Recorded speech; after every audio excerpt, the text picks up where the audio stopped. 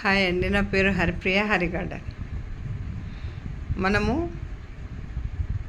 పిల్లల్ని ఎంత ప్రేమిస్తామో అంతకన్నా రెండంతులు మూడంతుల ప్రేమ వాళ్ళు మన మీద చూపిస్తారు. మొన్నటి వరకు మా చిన్నబాబు కొడుకు ధృవ దగ్గర ఉండి వచ్చిన వాడు ఈరోజు వాయిస్ రికార్డు పెట్టిండు. మా కోడలు మా మరిది దగ్గర ఉన్నా అని చెప్పిందంట.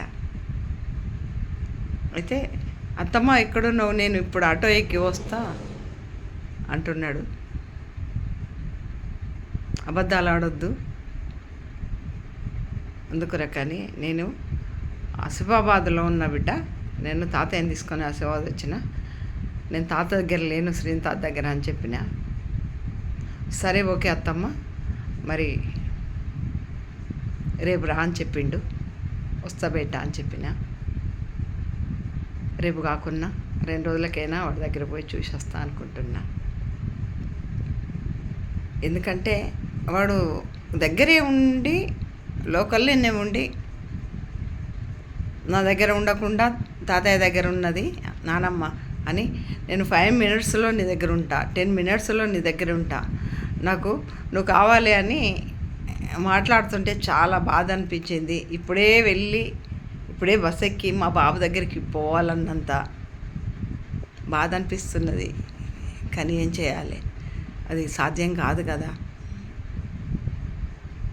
ఒకప్పుడైతే అనుకున్న తక్షణమే ఎటంటటు ప్రయాణం చేసేదాన్ని.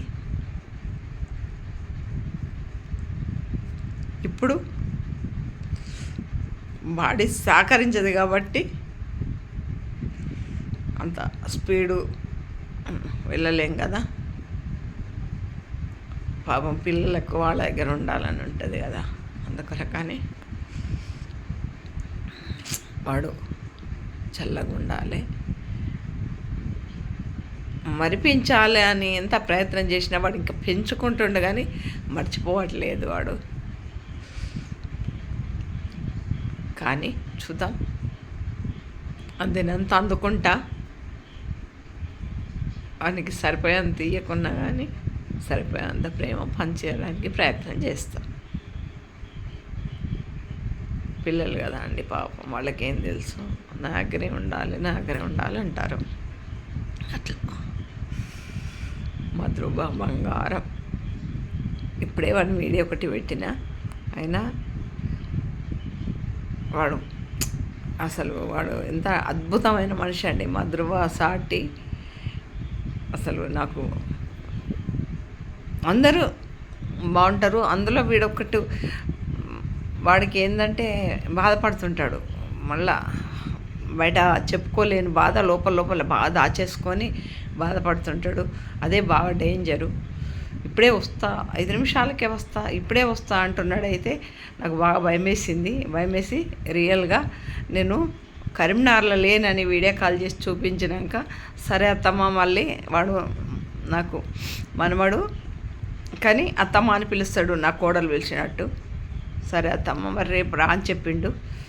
రేపైనా ఎప్పుడైనా ఇట్లా రియల్గా మాట్లాడాలి అని నా కోడలు కూడా చెప్పడం జరిగింది. సరే అండి, మరి బాయ్ అండి. ప్రేమలు ఆత్మీయతలకు అసలు భగవంతుడు కూడా కట్టుబడే ఉంటాడు. మనమేమన్నా సామాన్యులం కదా, మనమెంత భగవంతునికే కోట్ల మంది ఉంటే ఆయనే కొంతమంది దగ్గర బందీ అయిపోతున్నాడు.